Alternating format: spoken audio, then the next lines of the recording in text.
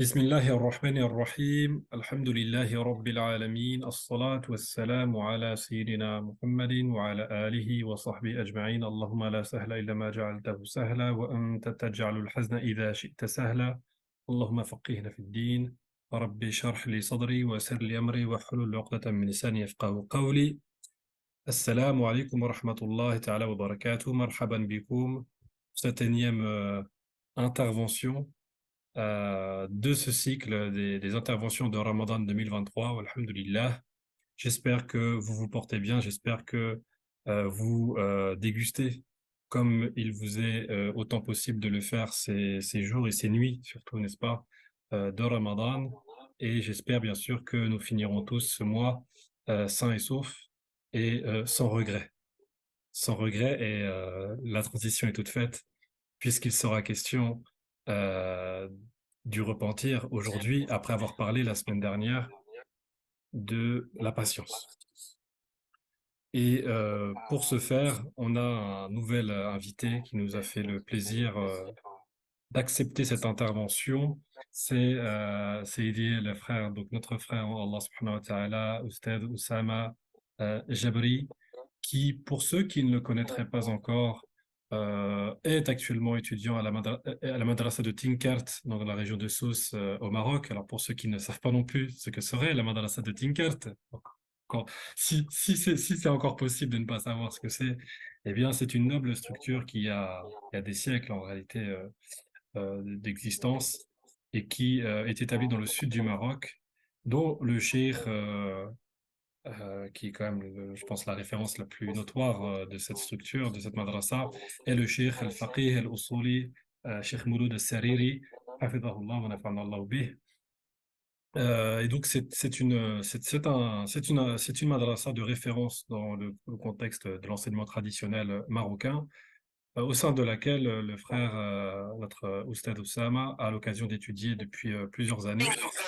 Et à cette occasion, donc, il va nous entretenir sur la thématique suivante, le verset du repentir. Il sera question de Surat At-Tawbah.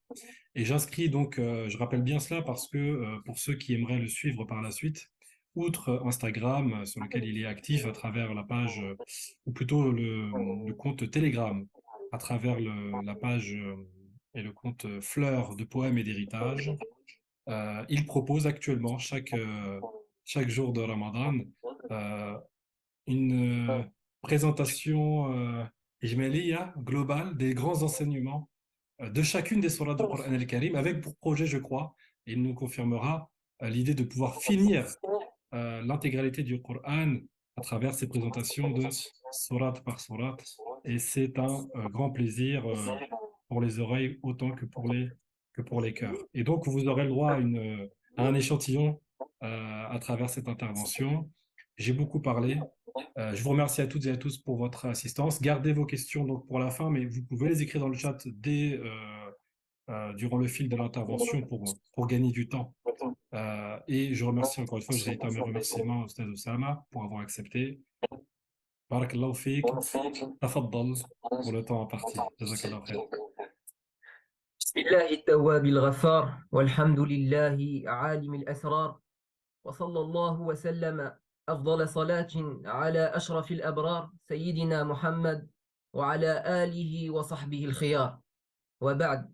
Avant toute chose, je tiens à remercier le frère Younes Hafizahullah pour cette invitation et le projet d'inviter différents prédicateurs de la Ummah qui est un projet noble.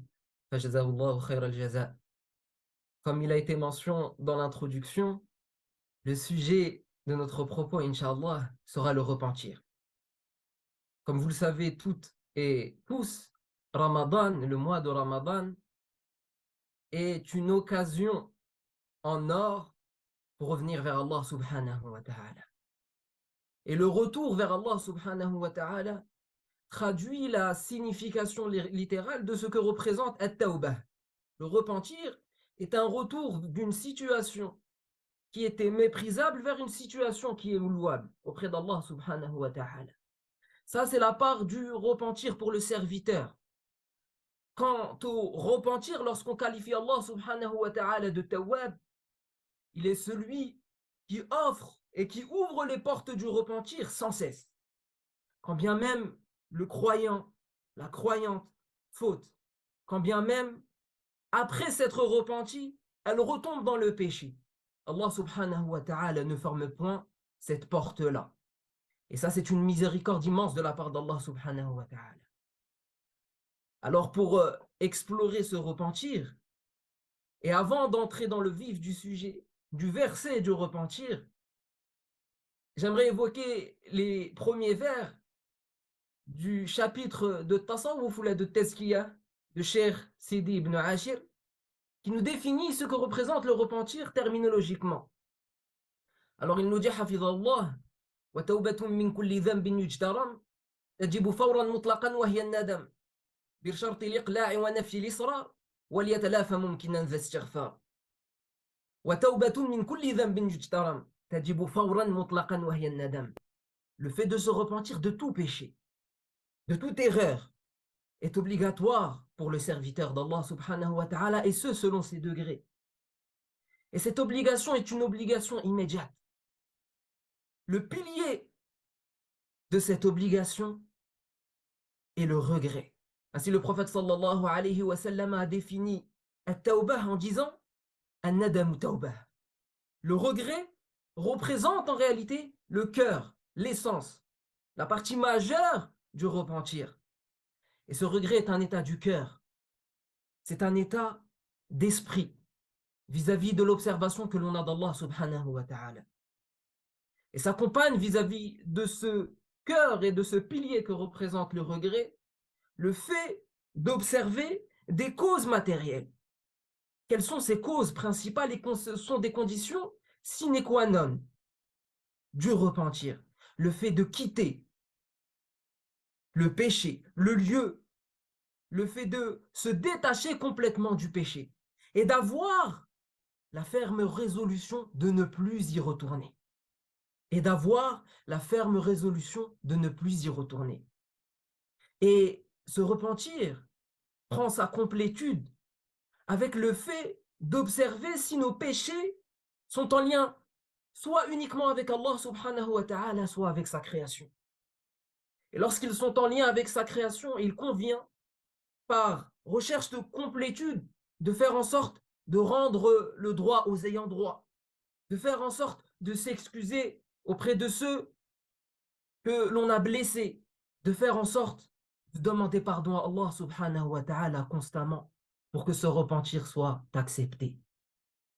Et vous verrez que ces conditions, ces mentions, ces notions se verront s'exprimer à travers l'histoire que l'on évoquera de Surat al-Tawbah. Ainsi, lorsqu'on évoque le repentir, on ne peut qu'évoquer la sourate qui se nomme le repentir. Et lorsqu'on évoque la sourate du repentir, on ne peut évoquer que le verset autour de laquelle cette sourate gravite. À l'instar de l'auteur de Nazm ad-Durar, qui nous dit que cette sourate fut nommée cela pour ce verset. Quel est ce verset? Ce verset est la parole d'Allah subhanahu wa ta'ala. وعلى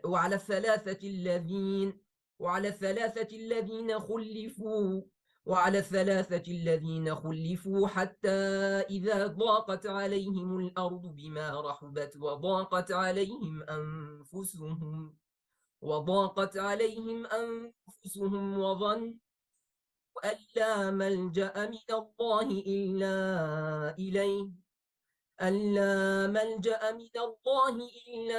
إليه ثم تاب عليهم ليتوبوا الله هو التواب الرحيم.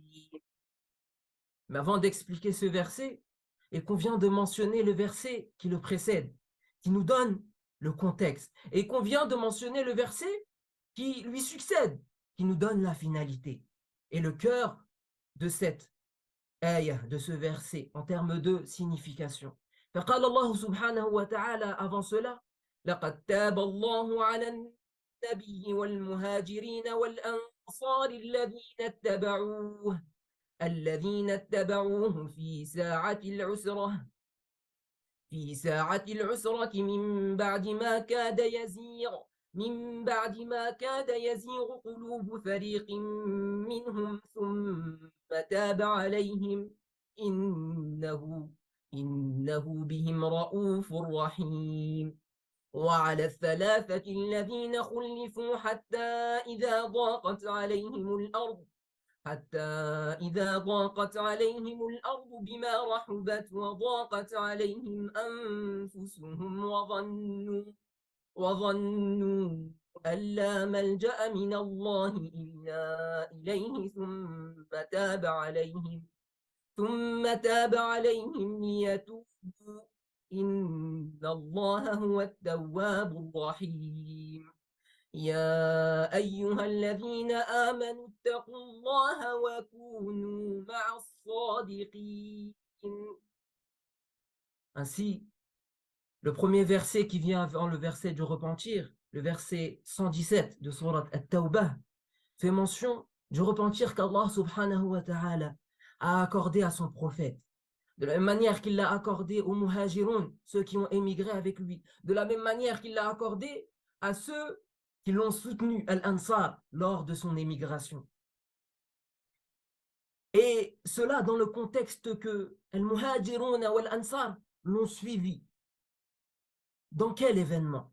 Ils l'ont suivi. Allah subhanahu wa ta'ala a qualifié cet événement en disant Fi sa'atil usra, à une heure de grande difficulté, à une heure de grande épreuve. Et cette heure des grandes épreuves a été expliquée par les savants comme étant Ghazwat Tabouk. Il faut savoir que Ghazwat Tabouk était pendant une période de forte chaleur, de fortes difficultés. Ainsi, ici, Al-Usra, la grande difficulté, s'est traduite de plusieurs manières. Elle s'est traduite dans la monture. On rapporte que il n'y avait qu'une monture pour 10 personnes, car le nombre de combattants dans cette bataille était très important. De la même manière qu'on rapporte que la difficulté était dans les moyens de s'abreuver, les moyens de boire et d'avoir accès à une boisson fraîche, de l'eau. Ça, c'était une grande difficulté. Les musulmans ne trouvaient pas de quoi boire. Et de la même manière que cette difficulté s'est exprimée également dans la nourriture. Ainsi, on rapporte un fait extraordinaire, un fait d'une gravité sans pareil. Le fait que les musulmans, que les combattants, que les compagnons du prophète sallallahu alayhi wa sallam se réunissaient à plusieurs sur une seule date. Non pas pour la manger, mais uniquement pour la sucer. Pour essayer de trouver un peu de saveur, un peu des bienfaits de cette date-là. Imaginez-vous être dans un état difficile et lorsqu'on jeûne, on peut se remémorer un peu de cette difficulté-là, le fait de ne pas manger, de ne pas boire, mais encore plus que cela, le fait de fournir des efforts en étant dans cet état-là, d'une forte chaleur, en prenant ses armures, en se dirigeant vers l'ennemi. Alors à ces instants, Al-Shaytan, Iblis, vient et insuffle des idées. Vient et insuffle des idées. Ou l'âme incitatrice au mal vient et insuffle des idées. Et ainsi, ici, il a été dit que le repentir accordé au messager comme aux compagnons était vis-à-vis de seulement ces idées, non pas d'un péché ou d'une erreur effectuée, mais seulement ces idées-là que d'abandonner, non pas pour le prophète, mais une partie de cela. Ainsi, Allah subhanahu wa ta'ala a dit min ba'di ma kada yaziru qulubu fariqin minhum. Alors que cela s'est produit, cette tauba a été directement accordée au prophète et à ceux qui l'ont suivi dans ces heures de difficulté et qui ont fait en sorte de rester sur ce chemin-là, sans divaguer, malgré l'ensemble des difficultés que l'on a évoquées. Il y avait une partie des compagnons qui étaient au bord du précipice. Ils ne pensaient à un moment donné qu'à quitter les compagnons, qu'à quitter le prophète sallallahu alayhi wa sallam. Ils ne pensaient qu'à abandonner. Et lorsqu'ils se sont repris, Allah subhanahu wa ta'ala leur a réaccordé à eux un repentir. Ainsi, lorsqu'Allah subhanahu wa ta'ala a évoqué ici le contexte d'une grande difficulté subie et vécue par le prophète et ses compagnons.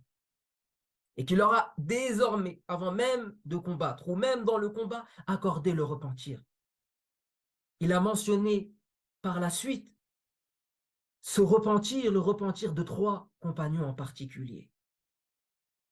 Et ce repentir qui a été reporté. Pourquoi? Parce que ces 3 compagnons n'ont pas suivi le prophète sallallahu alayhi wa sallam. Et pour d'autres raisons qui seront évoquées. Ainsi, qui sont ces compagnons? Qui sont-ils? Un cheikh parmi les savants, qui est contemporain, a regroupé ces 3 compagnons dans 2 vers. Il a ainsi dit أسمى الذين خلفوا عن الرسول في مكة نظمها بعض الفحول مرارة كعب هلال واسم أبائهم في عكة خذ بالقبول. Asma, je répète pour ceux qui veulent noter, Inch'Allah, en langue arabe. أسمى الذين خلفوا عن الرسول في مكة نظمها بعض الفحول مرارة كعب هلال واسم أبائهم في عكة خذ بالقبول. Et je les ai traduits en essayant de faire un alexandrin, Inch'Allah, même s'il n'y a pas d'hémistiche, les prénoms de ceux qui ont été délaissés en présence du messager sont dans Mecca. Marara, sinon Murara, il est également dit Murara. Marara, Ka'b, Hilal et de plus dans Akka. Les noms des pères sont par lettres annoncés. Dans Mecca, il a dit Makkata, le Nazim, mais en réalité, ce qui est voulu, c'est la lettre Mim, le Kaf et le Ha. Mim pour Marara, le Kaf pour Ka'b et le Ha pour Hilal. De la même manière que dans Akka, il y a l'indication des noms des pères de ces compagnons-là, qui sont tous des Ansar. Ils sont tous des Ansar. Akka, le Ain pour Ar-Rabi', la dernière lettre de Ar-Rabi', qui concerne Marara ou Murara. Marara ibn Ar-Rabi'. Le Kaf pour Malik, Ka'b ibn Malik. Ka'b ibn Malik. Et le Ta ici, c'est Akata, c'est pour Umayya, Hilalu ibn Umayya. Ainsi, comme ça, Inch'Allah, cela vous permettra de les retenir et de les mémoriser. Mais avant d'évoquer certaines subtilités d'exégèse de cette ayah, nous allons rentrer dans le récit de ces 3 compagnons. Récit raconté et rapporté par l'un d'eux, qui est le plus jeune d'entre eux, Ka'b ibn Malik. Ka'b ibn Malik, Ridwanullahi alayhi, était dans une situation, lors de cette ghazwa, d'une capacité importante physique. Il était fort physiquement, il était jeune, il était aisé, riche. Mais pourquoi alors n'a-t-il pas accompagné le prophète sallallahu alayhi wa sallam? Il nous dit que lorsque les compagnons, lorsque le prophète sallallahu alayhi wa sallam se préparait pour aller à la bataille, pour aller à la guerre, lui, chaque jour, il se dirigeait chez lui pour aussi se préparer, mais était pris d'une certaine fainéantise. Il procrastinait. Il procrastinait. Ainsi, il s'est vu procrastiner jusqu'à que le prophète sallallahu alayhi wa sallam et l'ensemble de ses compagnons soient partis en bataille et en expédition. Il nous dit ainsi que le nombre était tel, le nombre des soldats, le nombre des compagnons, le nombre des combattants, le mujahidoun fi sabilillah, était tel que si l'un des compagnons désertait, cela ne se verrait point. Et ce détail est d'une importance capitale. Ainsi, il nous raconte que le prophète sallallahu alayhi wa sallam ne l'a pas appelé jusqu'à ce qu'il arrive à Tabouk. Le prophète sallallahu alayhi wa sallam a demandé auprès des compagnons: qu'a donc fait Ka'b ibn Malik? Ainsi, les compagnons ont répondu: je ne sais pas, nous l'avons point vu. Et un des compagnons qui avait une mauvaise opinion de Ka'b a dit: il est resté à Médine pour pouvoir se délecter des fruits, car c'était une saison des fruits à Médine, et pouvoir profiter de ses beaux vêtements. Et ici, nous avons un comportement à observer. Mu'adh ibn Jabal, radiyallahu anhu, tout de suite, a pris la défense de Ka'b ibn Malik en disant, nous ne connaissons certes point aucun péché vis-à-vis de lui, au messager d'Allah. Le messager d'Allah, sallallahu alayhi wa sallam, s'est tué.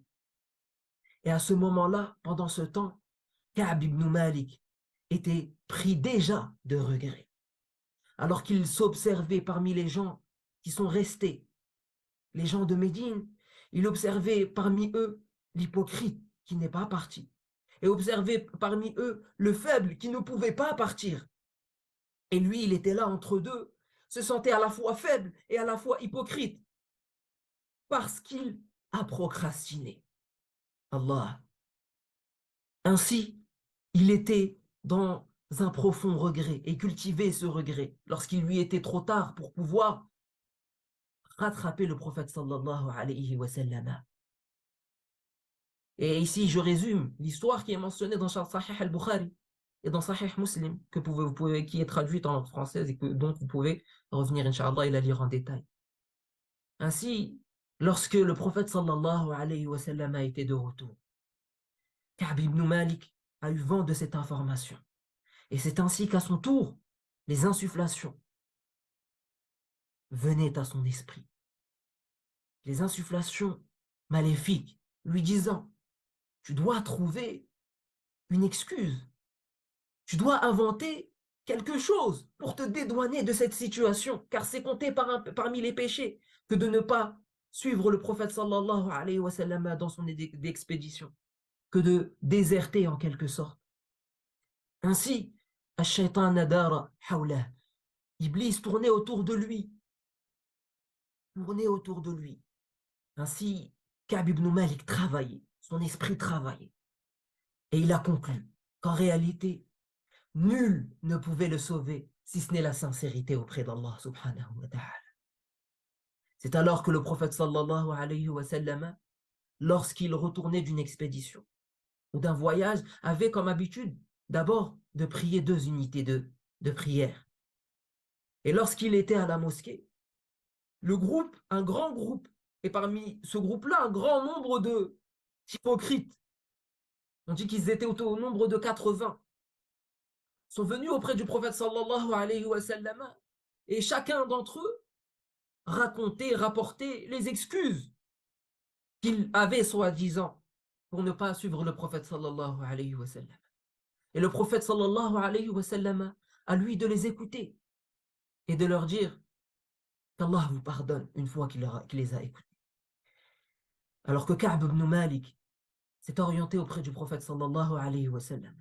Il lui a dit, ô messager d'Allah, j'avais le moyen d'inventer par ma rhétorique, par ma capacité de parler, car Ka'b ibn Malik était un poète, était le poète du prophète sallallahu alayhi wa sallam. Par son éloquence, il pouvait s'exprimer de sorte à se dédouaner. Il pouvait cacher sa situation. Mais il a dit au prophète sallallahu alayhi wa sallam, je me pose face à toi avec une sincérité que de dire que je n'avais point d'excuse. Le prophète sallallahu alayhi wa sallam a lui de lui répondre dans les significations que un tel, c'est-à-dire Ka'b ibn Malik, a dit vrai. Alors il lui a demandé de s'écarter jusqu'à ce que Allah subhanahu wa ta'ala prononce le jugement vis-à-vis de lui. Ka'b ibn Malik était à son tour alors délaissé par le prophète sallallahu alayhi wa sallam et l'ensemble des compagnons. Et c'est une situation d'une grande difficulté. Et si on médite par rapport à la grande difficulté que les compagnons, que le prophète a vécu dans le chemin, dans le voyage, dans cette expédition, qui est une difficulté physique, ici, il s'agit d'une grande difficulté émotionnelle, spirituelle, significative, sans pareil. Et cette grande difficulté va être vécue selon plusieurs degrés. Ka'b ibn Malik a ainsi interrogé d'autres personnes. Y avait-il autre que moi qui a reconnu qu'il n'avait point d'excuses auprès du messager d'Allah et auprès d'Allah subhanahu wa ta'ala? Ainsi, on l'a informé qu'il y avait parmi eux Marara ibn Rabi'a et également Hilal ibn Umayya. Marara ibn Rabi' et Hilal ibn Umayyah étaient des personnes assez âgées. Et lorsque le messager d'Allah subhanahu wa ta'ala a non seulement ordonné à l'ensemble des compagnons, mais à l'ensemble de ceux qu'il connaissait, que de ne pas leur parler, Marara ou Murara et Hilal se sont enfermés chez eux et pleuraient. Un homme âgé pleure, oui, en réalité. Car lorsque l'on est séparé du messager d'Allah, le plus aimé auprès d'Allah, sallallahu alayhi wa sallam, on ne peut que pleurer. On ne peut que vivre une profonde tristesse. Mais Ka'b, lui, alors qu'il était dans la jeunesse, continuait à sortir dans les marchés, continuait à fréquenter la mosquée et prier en groupe. Alors qu'il observait le prophète sallallahu alayhi wa sallam, le prophète sallallahu alayhi wa sallam se détournait de lui, ne l'observait pas. Personne ne lui passait le salam, personne ne lui parlait. Il était dans une situation d'étreinte, d'étroitesse. Et c'est ainsi qu'Allah subhanahu wa ta'ala a dit Hatta ضاقت عليهم الأرض بما رحبت. Rahubat signifie bima wasu'at, car l'ard à la base est un lieu de largesse, est un lieu vaste. Et c'est ainsi qu'Allah subhanahu wa ta'ala dit dans Surat Al-Ankabut Ya ibadi alladhina amanu inna ardi wasi'ah fa iyaya fa'budun. Certes, ma terre est vaste. Pour que vous m'adorez, vous avez le choix pour m'adorer. L'ensemble de la terre est une terre d'adoration. Une telle terre qui est qualifiée par cela est devenue étroite. Plus encore, non seulement l'ensemble de la terre était devenue étroite, Al-Ard, et ici Al-Ard, avec Alif Lam, implique nécessairement Al-Shumul wal-Istighraq, le fait d'évoquer la généralité de ce que représente la terre. Ainsi, il n'y avait pas un endroit, un lieu, sans qu'il n'était qualifié par cette étroitesse. Plus encore, leur propre personne était devenue étroite pour eux-mêmes. Ainsi, cette situation avait duré pendant 40 jours. Et après les 40 jours, le prophète sallallahu alayhi wa sallam a ordonné aux épouses de ces trois-là de ne plus s'approcher de leur propre époux. Quelle situation! Alors que les différents compagnons qui étaient Marara, Murara et Hilal étaient déjà dans une situation où ils ne sortaient déjà plus de chez eux, étaient dans une situation où ils pleuraient. La femme de Hilal est venue voir le prophète sallallahu alayhi wa sallam et lui a dit Ô messager d'Allah, il s'agit d'une personne âgée. Puis-je seulement le servir, mais ne pas le rapprocher? Lui dit le prophète sallallahu alayhi wa sallam tu peux le servir, mais ne t'approche pas de lui et qu'il ne s'approche pas de toi. Ka'b ibn Malik a demandé lorsqu'il a reçu cette information est-ce que le prophète sallallahu alayhi wa sallam me demande de répudier ma femme? Il était prêt à se soumettre à l'ordre du prophète. Et on lui répondit que non, mais dont il ne devait pas se rapprocher. On lui posa également la question pourquoi ne vas-tu pas voir le prophète sallallahu alayhi wa sallam comme la femme de Hilal est venue demander au prophète sallallahu alayhi wa sallam que de rester à son service pour que ton épouse reste à ton service. Il lui dit Hilal est un homme âgé, moi je suis un jeune, je dois prendre mes responsabilités. On doit observer ce comportement qui exprime le cheminement vers l'ultime repentir. Et lorsque cela était devenu trop dense, trop intense pour Ka'b ibn Malik, Ka'b ibn Malik n'en pouvait plus, jusqu'à qu'il a escaladé la maison de son cousin Abu Qatada, radiyallahu anhu, qui était son meilleur ami. Il lui dit Oh Abu Qatada, il s'adressait à lui, Abu Qatada, ne le regardez pas. Abu Qatada ne faisait pas attention à lui. Il lui disait Oh Abu Qatada, Wallahi j'aime Allah subhanahu wa ta'ala et son messager. Abu Qatada a lui de le répondre Allahu wa rasuluhu a'lam. Allah et son messager sont plus savants vis-à-vis de cela. Lorsque Ka'b ibn Malik a entendu cela, il a fondu en larmes et a véritablement compris qu'il n'y avait de recours qu'Allah subhanahu wa ta'ala, qu'il n'y avait de réponse possible et de moyens de sortie possible et d'issue favorable possible que par Allah subhanahu wa ta'ala.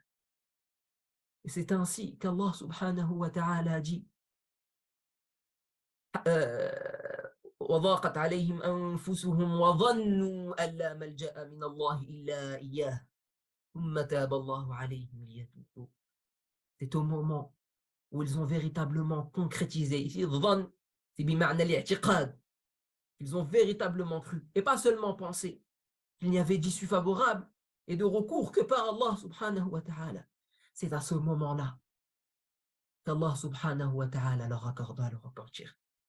Allah.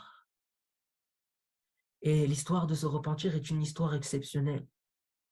Cette ayah du repentir, comme les savants le mentionnent, est une ayah qui a été révélée de nuit.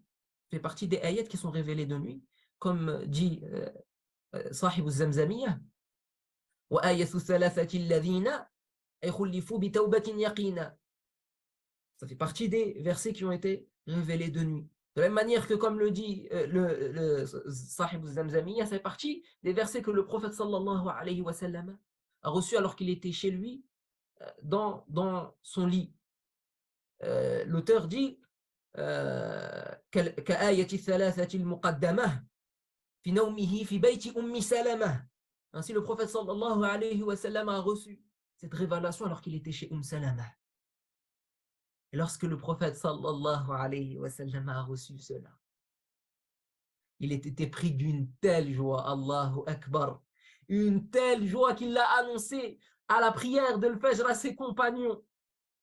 On rapporte que sa joie était telle que son visage était illuminé, que l'on voyait ses dents, que lorsque l'on voit les dents du prophète sallallahu alayhi wa sallam, le visage du prophète sallallahu alayhi wa sallam était tel al-qamar, était tel la lune, sallallahu alayhi wa sallam, et pris d'une telle beauté, et pris d'une telle joie pour ses frères, pour ses compagnons, qu'Allah subhanahu wa ta'ala leur accorde ce repentir. C'est une nouvelle extraordinaire. Mais à ce moment-là, Ka'b ibn Malik n'avait pas prié avec eux. Il avait prié sur l'un des toits des demeures de Médine. Et ainsi le prophète sallallahu alayhi wa sallam lui a envoyé un compagnon pour lui annoncer cette bonne nouvelle. Le compagnon lui aussi était épris de joie. Regardez la communauté, la fraternité vis-à-vis d'Allah subhanahu wa ta'ala. Épris de joie. Et est arrivé, il disait, où est Ka'b ibn Malik? Où est Ka'b ibn Malik? Ka'b ibn Malik, entendu cela, dit, je suis là. Il dit, قال Allah subhanahu wa ta'ala, جاءك ببشرى. Allah subhanahu wa ta'ala t'est venu avec la bonne nouvelle. Allah subhanahu wa ta'ala a accepté ton repentir. Ka'b ibn Malik s'est ainsi prosterné. Ça fait partie des preuves, entre parenthèses, chez les Shafi'ites, que la prosternation, contrairement aux Malikites, le soujoud de prosternation est quelque chose de légiféré. Ka'b ibn Malik s'est prosterné de joie. S'est prosterné de joie. Et de joie, subhanallah, qu'Allah subhanahu wa ta'ala a accepté son repentir. Il ôta ses étoffes et les donna à celui qui lui annonça la bonne nouvelle. Allahu Akbar. Et lorsqu'il est parti voir le messager d'Allah, sallallahu alayhi wa sallam, il exprime que le prophète sallallahu alayhi wa sallam a été qualifié d'une telle joie, d'une telle beauté, et qui est illuminé par cette joie. Il lui dit, le prophète sallallahu alayhi wa sallam, voici la bonne nouvelle au Ka'b ibn Malik. Une nouvelle sans pareil pour toi. Un jour sans pareil pour toi au Ka'b ibn Malik. Tu ne verras nullement un jour meilleur que celui-ci depuis que ta mère t'a enfanté. Pour exprimer que Allah subhanahu wa ta'ala a accepté son repentir d'un point de vue du summum du repentir. Le fait d'effacer l'ensemble des péchés. Le fait de lui accorder l'état de nourrisson, al-fitra, tel que celui qui est accordé à la personne qui accomplit le hajj et que ce hajj l'est accepté à part entière. Allah subhanahu wa ta'ala a accordé cela à Ka'b ibn Malik et aux deux autres compagnons. Allahu Akbar. Après qu'il a vécu la difficulté immense, Allah subhanahu wa ta'ala a ouvert les portes de la bonne nouvelle, les portes de la miséricorde, les portes de l'acceptation. Mais pour que Allah subhanahu wa ta'ala ouvre ces portes-là, il faut comprendre ce par quoi est passé Ka'b ibn Malik, de conditions que nous avons évoquées en introduction, pour comprendre la difficulté vécue et la réalité sincère que représente le repentir, jusqu'à que certains savants ont dit que la réalité du repentir, parmi les conditions spirituelles du repentir, était que l'être humain, le croyant, ressente que l'ensemble de la terre devient étroite, ressente que tout devient étroit pour lui et qu'il n'a de foi et qu'il n'a d'attachement qu'en Allah subhanahu wa ta'ala, que de recours qu'en Allah subhanahu wa ta'ala. Et c'est ainsi qu'Allah subhanahu wa ta'ala a dit et les savants ont expliqué le mudtar. Qu'est-ce que le mudtar? Le mudtar, c'est la personne qui est dans une telle nécessité, dans une telle difficulté, qu'elle ne compte pas sur les gens, qu'elle ne compte plus sur les gens, mais qu'elle ne compte uniquement que sur Allah subhanahu wa ta'ala. Et pour véritablement comprendre ce que représente que le fait que la terre devienne étroite pour nous, je méditais cette ayah. Et j'ai remarqué que dans Surat At-Tawbah et dans le Coran tout entier, cette expression ضاقت عليهم الأرض est mentionnée à 2 endroits uniquement. Dans Surat At-Tawbah, lors de cette ayah, ayah 118, mais au début de Surat At-Tawbah, ayah 25, Allah subhanahu wa ta'ala dit, ayah 25, Allahumma salli ala Muhammad, لقد نصركم الله في مواطن كثيرة ويوم حنين إذ أعجبتكم كثرتكم ولم تغن عنكم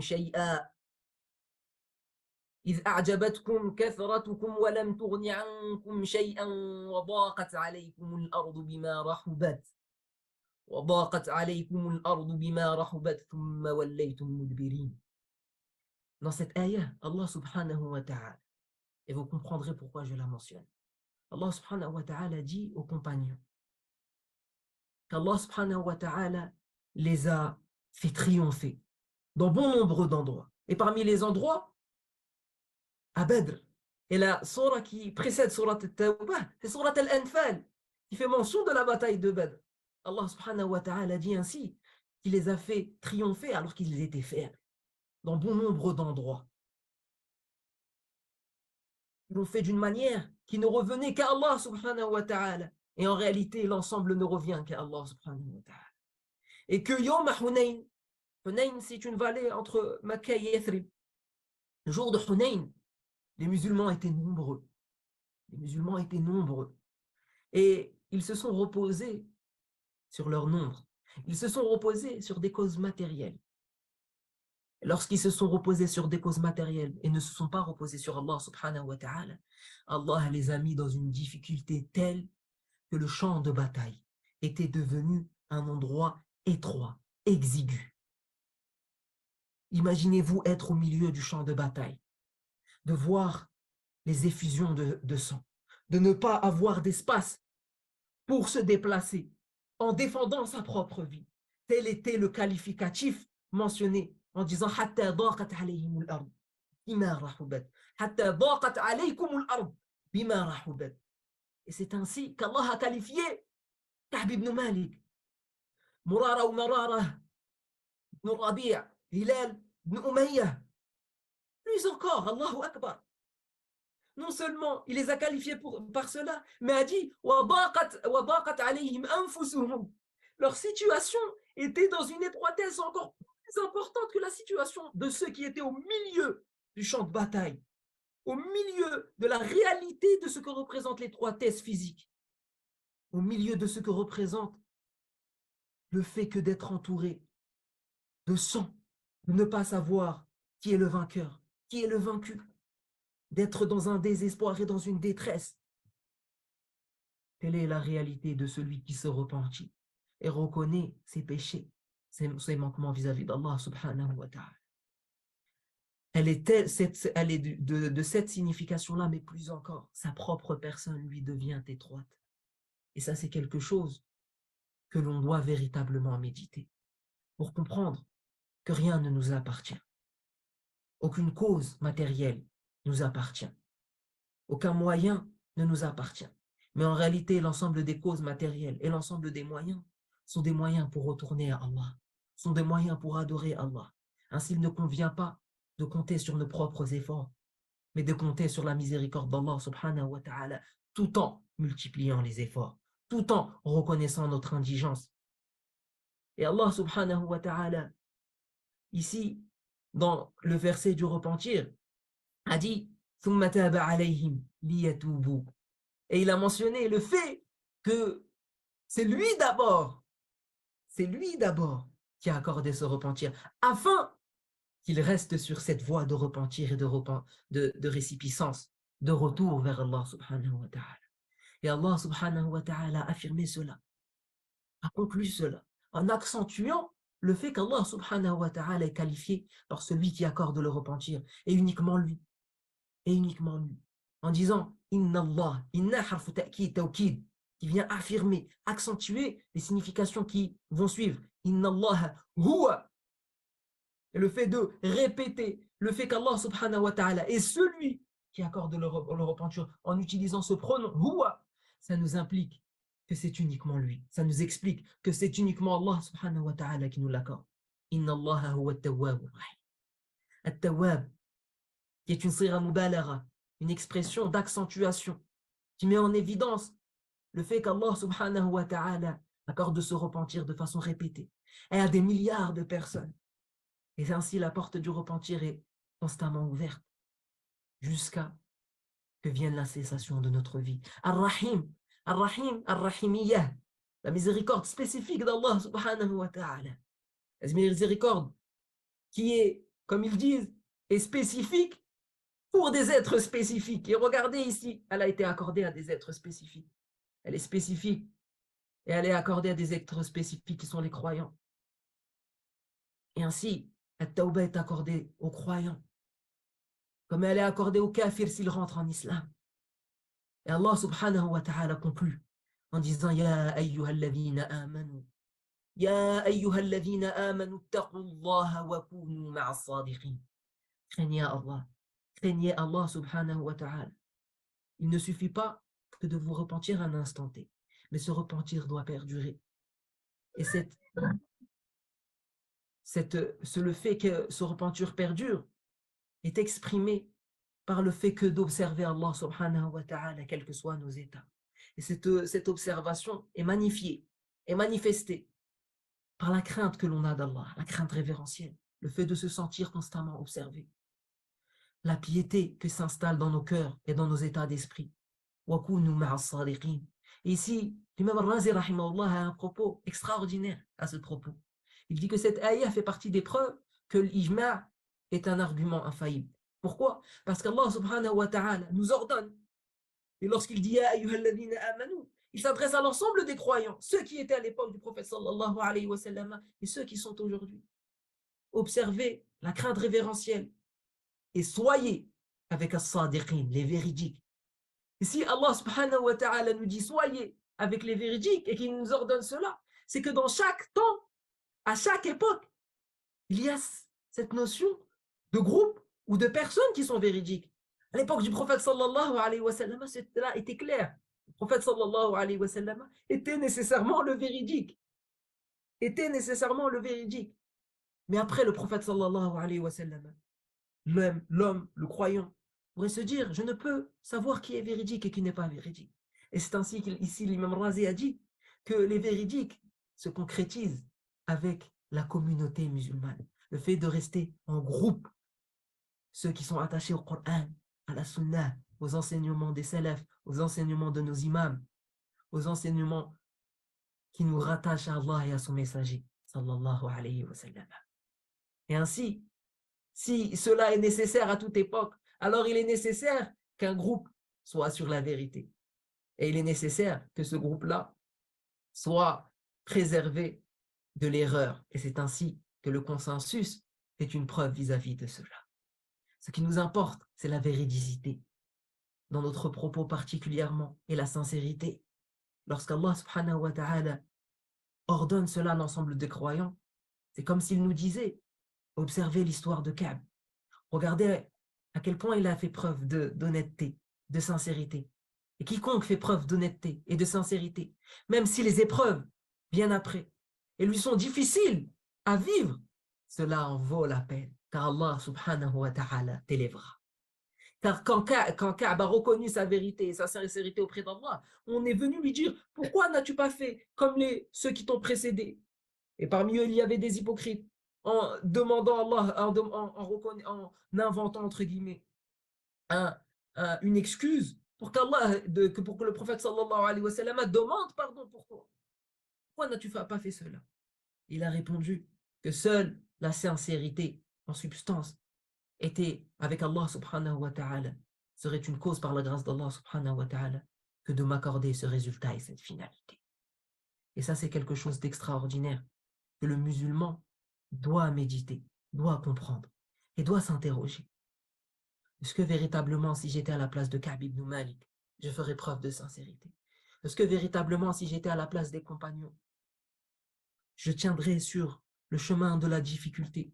Car Ka'b ibn Malik, lui aussi, avait reçu différentes insufflations, non seulement de son âme, mais également, lorsqu'il était dans cette période-là, du roi d'Horassan, qui était un roi chrétien, qui a envoyé un émissaire. Lorsqu'il a su que l'un des compagnons du prophète sallallahu alayhi wa sallam a été dans difficulté, il voulait le détourner. Mais Ka'b ibn Malik est resté accroché. Est resté accroché à la vérité, est resté accroché au câble d'Allah subhanahu wa ta'ala. Et il n'a pas perdu espoir. Ainsi, lorsque le musulman est débordé par les péchés, qu'il ne voit pas d'issue favorable, il ne doit pas perdre espoir. Il doit s'inspirer de ces histoires. Il doit vivre véritablement le repentir.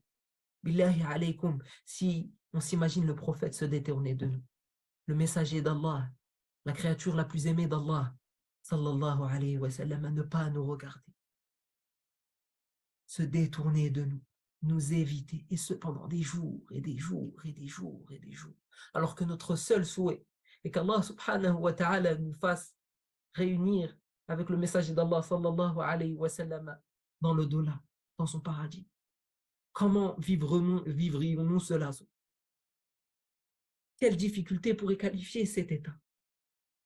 C'est ainsi que lorsque je demande pardon à Allah, je dois me poser la question. Est-ce que cette demande de pardon est sincère? Car elle, normalement, doit être le résultat d'un véritable retour. Est-ce que j'ai véritablement reconnu ma faute? Et lorsqu'on parle de faute, cela a des degrés. Ainsi, le messager d'Allah, sallallahu alayhi wa sallam, est rapporté de lui qu'il demandait pardon à Allah alors que Allah lui a déjà pardonné l'ensemble des péchés. وكان يستغفر ويتوب إليه فيقول سبحان الله أستغفرك وأتوب إليك 80 مرة أو 100 مرة على حسب الروايات. Parfois, il est rapporté qu'il disait cela dans une seule assemblée. 80 fois, 100 fois. Le messager d'Allah sallallahu alayhi wa sallam, de quoi va-t-il se repentir? Il va se repentir de cette observation qu'il a d'Allah, que de se sentir pas assez reconnaissant. Pas assez reconnaissant. Allahu Akbar. Et ici, parce qu'il y a une munasaba, lorsque le prophète sallallahu alayhi wa sallam a prié la nuit, et Ramadan est ce moment de prière de nuit, ce moment de dévotion et de servitude et de retour plein vis-à-vis d'Allah. Lorsqu'il priait jusqu'à que ses chevilles enflent. Certains compagnons l'ont interrogé, l'ont dit au messager d'Allah, pourquoi fais-tu tout cela alors qu'Allah t'a pardonné, alors qu'Allah t'a élevé comme personne auparavant? Le prophète a lui de répondre, sallallahu alayhi wa sallam, afala akunu abdan shakura. N'ai-je pas le droit que d'être un serviteur reconnaissant, de faire preuve de gratitude? Ainsi, le repentir est de différents degrés. Le plus grand des repentirs est de se repentir du kufr vers la foi. Ensuite, de se repentir des grands péchés en les abandonnant, en ne se concentrant que ce qui est louable. Se repentir du fait que de ne pas faire assez de bonnes actions. Se repentir des petits péchés. Et il convient que de se détourner des grands péchés pour être pardonné des petits péchés, comme nous disent nos savants. Gardez la grâce, gardez la clémence, la miséricorde d'Allah subhanahu wa ta'ala. Se repentir également de nos comportements. Souvent, on observe le repentir que vis-à-vis des péchés qui sont mentionnés, conceptualisés législativement parlant. Mais le repentir est de différentes sortes. Repentir de ce que j'ai prononcé. Repentir de mon comportement passé. Je demande à Allah que d'améliorer mon comportement constamment. Repentir que du manque d'efforts que je fournis vis-à-vis d'Allah. Repentir que de me pardonner vis-à-vis de mes manquements, de mon manque d'investissement. Repentir que de me pardonner mon manque de sacrifice.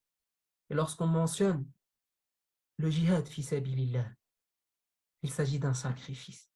Sacrifice de nos propres personnes. Sacrifice de nos propres biens.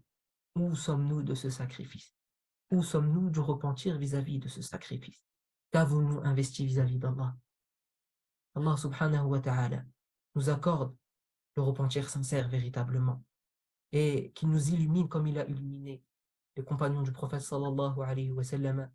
أقول ما تسمعون وأستغفر الله لي ولكم فاستغفروه إنه هو الغفور الرحيم والحمد لله رب العالمين والصلاة والسلام على أشرف المرسلين سيدنا محمد وعلى آله وصحبه ومن تبعه بإحسان إلى يوم الدين اللهم اغفر لنا ذنوبنا يا أرحم الراحمين فإنك أنت الغفور الغفار اللهم تب علينا فإنك أنت التواب اللهم يا مقلب القلوب ثبت قلوبنا على دينك اللهم يا مقلب القلوب ثبت قلوبنا على دينك اللهم يا مقلب القلوب ثبت قلوبنا على دينك يا أرحم الراحمين يا ذا الجلال والإكرام يا ذا العزة التي لا ترام بأسمائك الحسنى وصفاتك العلى ندعوك يا رب العالمين وقفنا ببابك سائلين فلا تردنا خائبين وقفنا ببابك سائلين فلا تردنا خائبين سبحان ربك رب العزة عما يصفون وسلام على المرسلين والحمد لله رب العالمين. Jazakallahu khair, Sayyidi. وأنت من أهل. Vous pouvez d'ores et déjà, il y a déjà des questions qui, je ne sais pas si tu les vois apparaître. Cette sourate, à la différence des autres, n'est pas introduite par la basmala. Y a-t-il une explication à cela? Oui, ça c'est un ordre du prophète sallallahu d'Allah subhanahu wa ta'ala, quand dans le fait que de ne pas mentionner la basmala au début de cela. Après, je pense que la question était vis-à-vis de la sagesse vis-à-vis de cela. Les savants ont mentionné plusieurs choses. Et l'une des dernières choses sur lesquelles je me suis arrêté vis-à-vis de cela est que dans cette surah, il y avait la ayah du qital, le verset du combat, le verset du combat sur le sentier d'Allah. Et c'était une notion qui allait à l'opposé des notions de miséricorde qui sont mentionnées dans la basmala. Bismillah ar-Rahman ar-Rahim. Ainsi, ici, il était mention d'états difficiles, d'états dont les musulmans devaient faire preuve devant l'ennemi. Ashidda ala al-kuffar, ruhama'u baynahum. Et ici, il était mention de shidda, de fermeté, de gravité devant l'ennemi. Ainsi, les savants ont dit parmi les sagesses, il y avait le fait que ces significations-là étaient transposées, s'exprimaient dans la sourate Bara'ah, qui est également appelée sourate Bara'ah, comme elle est appelée sourate At-Tawbah. Bara'ah, pour exprimer le désaveu, des aveux qui s'est observé dans les ayats que nous avons mentionnés, vis-à-vis des hypocrites qui n'ont pas reconnu la vérité, des aveux des ennemis d'Allah subhanahu wa ta'ala, des aveux bara'atun min Allahi wa rasulih, qui vient du prophète sallallahu alayhi wa sallam et d'Allah, qui nous explique ainsi que l'alliance n'est que vis-à-vis d'Allah et de son messager et du groupe de la communauté islamique. Barakallahu fik, c'est très intéressant. D'ailleurs, on retrouve cette notion de, lors du dhibh, de l'immolation, il convient de dire Bismillah, mais pas Bismillah. Bismillahirrahmanirrahim, parce que c'est comme antinomique l'acte que l'on fait avec ces sifat d'Allah subhanahu wa ta'ala. Parce que c'est des éléments Non, qu'on trouve dans les ouvrages, effectivement. Tu veux non, commencer par parfaitement. les propos de Sayyidina Ibn Ashir. Sache que le matin d'Ibn Ashir a une place toute particulière au sein de l'Institut et on essaie de le bichonner, de le choyer, alhamdulillah. Et donc, c'était une introduction très éloquente. Et d'ailleurs, je voulais que tu nous dises un mot parce que on a parlé d'un nadm, du regret. Et on a parlé de cette sincérité dans le regret. Et justement, il est précisé que parfois on peut se méprendre sur l'objet de notre regret face à un péché. Parfois on peut peut-être regretter des conséquences néfastes qu'il a pu avoir, mais que c'est pas ça dont il s'agit en réalité. C'est de Il s'agit, regretter, comment dire, la répugnance de l'acte lui-même vis-à-vis d'Allah subhanahu wa ta'ala, n'est-ce pas? Non. C'est ainsi que les savants évoquaient plusieurs enseignements à ce sujet lorsqu'il s'agissait du rapport avec Allah subhanahu wa ta'ala. Et lorsqu'on parle de rapport avec Allah subhanahu wa ta'ala, il convient de mentionner les noms d'Allah subhanahu wa ta'ala. Car les noms d'Allah impliquent, comme les savants ils disent Asma'ullahi mukhammasa. Elles sont de 5 catégories, 5 genres vis-à-vis du rapport que le serviteur a vis-à-vis de ces noms-là. Il y a Asma'u al-ta'alluq qui exprime des réalités qui sont absolues vis-à-vis d'Allah, uniquement vis-à-vis d'Allah, comme le nom Al-Fard. Il y a des noms qui impliquent Al-Takhalluq, le fait que d'à partir des significations des noms d'Allah subhanahu wa ta'ala, observer un comportement, comme le fait qu'Allah subhanahu wa ta'ala soit rahim, soit miséricordieux, alors il convient de soi-même faire preuve de miséricorde envers les gens, qu'il soit pardonneur, de soi-même pardonner les gens. Également tawwab, en faisant en sorte d'observer, de mériter cette tawbah, c'est repentir.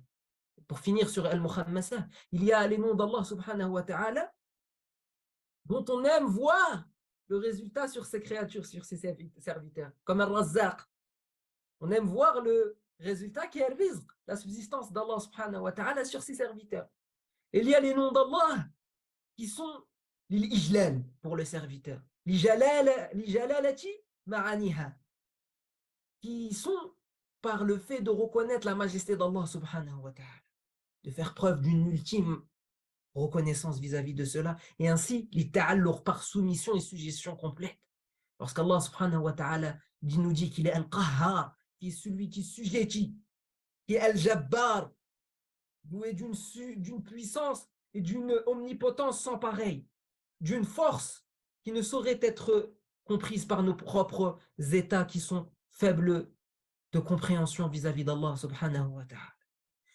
Lorsque l'on sait cela, on sait ainsi mesurer en quelque sorte le rapport que l'on doit avoir vis-à-vis d'Allah. Et lorsqu'on sait que At-Ta'ah exprime l'obéissance et que Al-Ma'asiyah exprime la désobéissance, vers quoi ce regret doit être orienté? Pourquoi doit-on avoir regret de cette désobéissance? Car nous avons désobéi à celui qui mérite le plus l'adoration. Nous avons désobéi à celui sans qui nous ne vivrons. Nous avons désobéi à celui qui nous a fait grâce de l'ensemble de ce que nous avons. Nous avons désobéi à celui qui nous a donné une mère. Nous avons désobéi à celui qui nous a versé de ses bienfaits sans pareil. Reconnaissons-nous véritablement qui est Allah, car pour lui donner son droit, ils n'ont pas accordé à Allah subhanahu wa ta'ala le véritable droit. Et pourquoi cela? Parce qu'ils ne connaissent pas Allah. Lorsqu'un le serviteur connaît véritablement, selon sa capacité humaine, Allah subhanahu wa ta'ala, il sait que l'important et que ce qui est gravissime est la désobéissance vis-à-vis d'Allah subhanahu wa ta'ala. Et le fait de ne pas avoir pris en considération l'observation d'Allah, de ne pas avoir été gêné, de ne pas avoir été gêné que de le désobéir, de ne pas avoir pris en considération les ordres de son messager, être élevé au-dessus de l'ensemble de la création, sallallahu alayhi wa sallam, et d'avoir méprisé cela. Ainsi, lorsque le musulman et le serviteur concrétisent ces notions, il prononce par le cœur un regret vis-à-vis de cet acte-là et reconnaît cette répugnance et se dit comment ai-je pu faire cela? Comment ai-je pu mépriser les enseignements d'Allah? Comment ai-je pu mépriser cette observation d'Allah? car le fait de mépriser cette observation, c'est comme si on méprisait le fait qu'Allah soit caractérisé par ses propres attributs, oui, de vue, d'omniscience. Et cela est d'une gravité sans pareille. Ainsi, par cette vue d'esprit, on sait nécessairement que ce n'est pas la grandeur du péché qui est importante, mais la désobéissance en soi. Et plus le péché est grand, plus cette répugnance, plus ce caractère, plus cette sensation que nous avons dans notre cœur doit s'impacter, doit être accentuée. Pourquoi? Parce qu'il s'agit de choses qu'Allah subhanahu wa ta'ala a interdit. Il s'agit de choses qu'Allah subhanahu wa ta'ala a averti les conséquences vis-à-vis de cela. Il s'agit de choses qu'Allah subhanahu wa ta'ala a établies comme étant des causes de perdition, comme étant des causes de dépravation. Il s'agit de choses que si on les avait fait devant le prophète sallallahu alayhi wa sallam, il se détournerait de nous. Il se détournerait de nous. Ainsi, lorsque le musulman sait pertinemment cela, il vit véritablement le regret.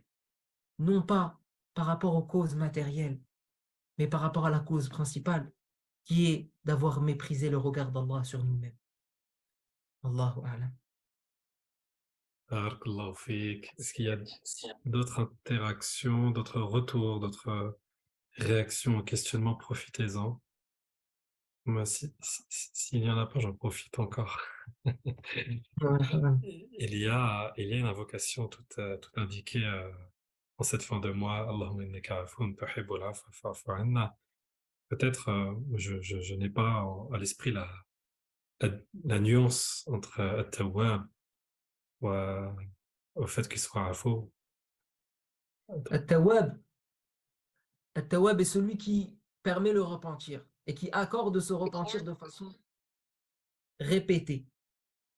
Cette récipiscence, ce retour vers Allah subhanahu wa ta'ala.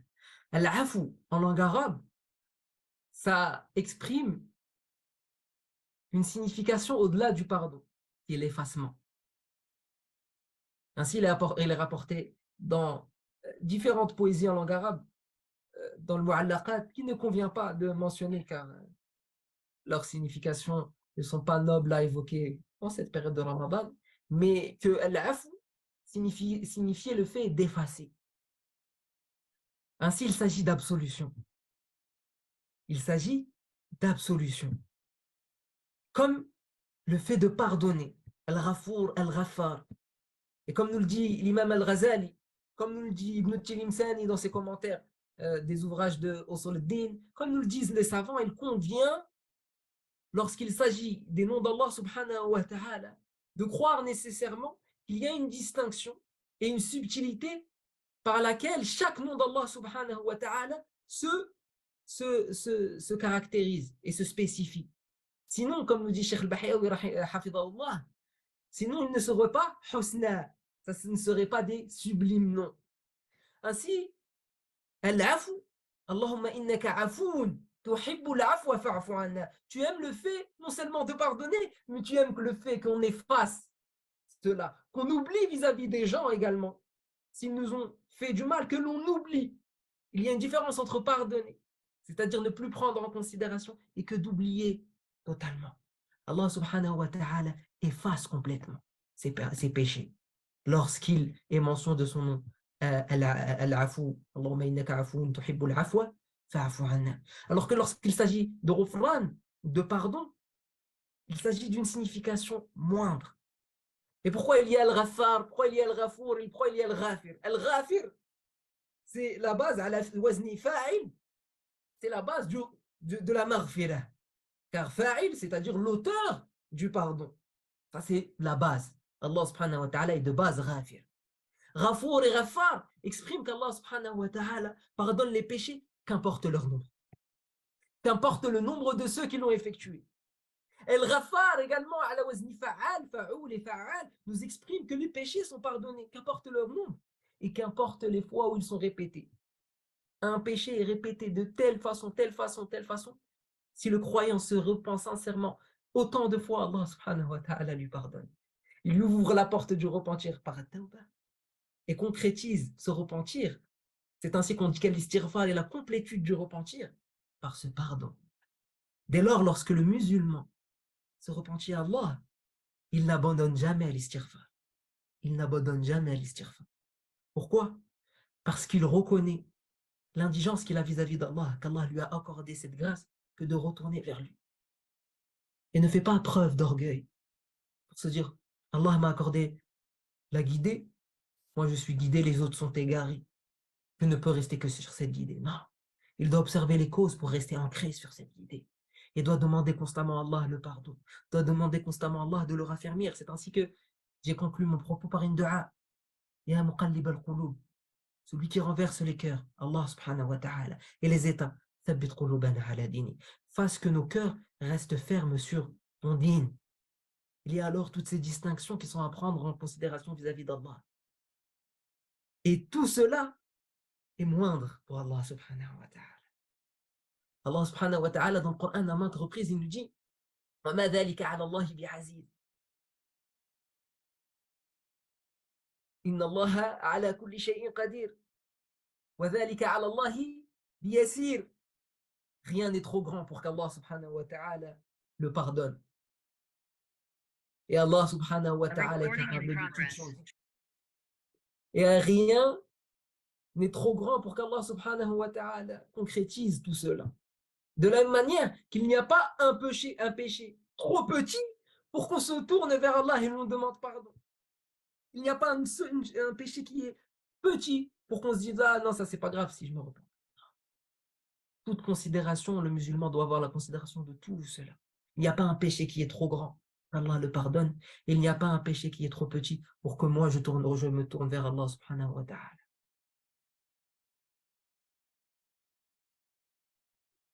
Barakallahu fik. Les gens se réveillent. C'est toujours un peu trop tard, mais vaut mieux tard que jamais. Il y a des, il y a une question intéressante que je résumerai de la façon suivante, finalement. Pourquoi ce traitement spécifique à Ka'b ibn Malik, alors que peut-être il y aurait d'autres manquements qui ont pu être relevés dans l'exégèse coranique, hein, sur le tahrim ou autre. Voilà. Finalement, est-ce qu'on observe des procédures semblables, c'est-à-dire une mise à l'écart Ici sur... il y a, Pardon. non, ici, il y a plusieurs significations. Lorsqu'Allah subhanahu wa ta'ala a annoncé le repentir pour le prophète et ses compagnons, لقد تاب الله على النبي والمهاجرين والأنصار. Allah subhanahu wa ta'ala dans la ayah suivante a dit وعلى الثلاثة الذين خلفوا. Ainsi, il y a ici un atf entre les trois et le prophète sallallahu alayhi wa sallam et ses compagnons. Pour dire que si ces trois ont été affiliés au prophète sallallahu alayhi wa sallam, c'est que leur degré est haut. L'épreuve est là pour nous purifier et nous élever. Le repentir qui a été accordé à Ka'b ibn Malik, c'est pour dire que la sincérité véritable nécessite une purification véritable. Et cette purification véritable est par l'intermédiaire de sacrifices, de difficultés et d'épreuves. Et si on médite, comme je vous l'ai dit dans l'intervention, les difficultés qu'ont vécues le prophète sallallahu alayhi wa sallam lors de la chaleur, lors d'absence d'eau, de nourriture, de monture, c'est comme si Allah subhanahu wa ta'ala disait à Ka'b, disait à Marar, disait à Hilal que vous devriez vivre ce qu'a vécu le prophète sallallahu alayhi wa sallam significativement. Allah, pour que vous soyez au même degré d'acceptation du repentir. Quant aux autres, ici, comme Ka'b ibn Malik à la fin du hadith nous dit, pourquoi cette tauba a été annoncée 50 jours après, 40 jours c'était avant que leur femme soit interdite, ensuite plus 10 jours, 50 jours après, c'est pour qu'ils soient distingués nécessairement des hypocrites. Afin que les autres sachent pertinemment que le prophète sallallahu alayhi wa sallam sait nécessairement qu'ils sont hypocrites. Et ce n'est pas l'épreuve qui est vécue sur terre qui implique notre degré de péché, non. Ceux qui vivent les plus grandes épreuves sont les plus aimés d'Allah. En premier, les compagnons, en premier, les prophètes. Ainsi, ici, c'est une marque d'observation et de choix d'Allah vis-à-vis de ses serviteurs. De choix et d'observation de ses serviteurs. Alors que les autres, Allah ne leur porte pas attention sur terre. Comme il ne leur porte pas d'attention dans l'au-delà. Ils sont certes délaissés sur terre et délaissés dans l'au-delà. Wallahu a'lam. Barakallahu fik, jazakallahu khair. Écoute, je pense c'était une belle conclusion et tu as souligné, tu as réussi à répondre à une question en l'intégrant dans la réponse à une autre, qu'effectivement l'istighfar, c'est une condition pour perfectionner finalement ce repentir et j'ai l'impression que parfois l'istighfar est devenu plus un tic de langage vide de sens et c'était une invitation ce soir à prendre conscience de toute la réalité de ce qu'est at-tawba, le repentir, à travers ce récit de Ka'b ibn Malik, à travers ces versets, à travers tout ce qui a pu être dit. J'espère que vous aurez su en tirer profit. Moi, personnellement, ça m'a grandement enrichi. Jazakallahu khair, nafadallahu أنت bik. من الجزاء. اللهم آمين. اللهم Je vous آمين. souhaite, بارك الله فيك pour l'invitation. marhaba. جزاك الله خيرا. J'espère que tu accepteras si on t'invite à nouveau, Inch'Allah. مرحبا Je pense مرحبا qu'on va إن avoir شاء des الله. demandes et je pense que beaucoup auront hâte de pouvoir réécouter en replay sur YouTube donc cette intervention, ceux qui n'ont pas pu être présents pour des raisons diverses et variées. Et je vous souhaite à tous et à tous, Inch'Allah, une bonne soirée, de bons jours de fin de Ramadan. On va voir si on peut euh, proposer encore une ou deux dernières interventions avant la fin de ce mois, mais rien n'est encore arrêté. بارك الله فيكم سبحانك اللهم وبحمدك أشهد أن لا إله إلا أنت أستغفرك وأتوب إليك اللهم صل وسلم وبارك على سيدنا محمد كلما ذكرك الذاكرون وغفر عن ذكرك الغافلون سبحان ربك رب العزة عما يصفون والسلام على المرسلين والحمد لله رب العالمين جزاكم الله خير أنت السلام من عليكم الجزاء. ورحمة الله استغفركم وعليكم السلام ورحمة الله. بارك الله فيك. السلام عليكم ورحمة الله. سيدي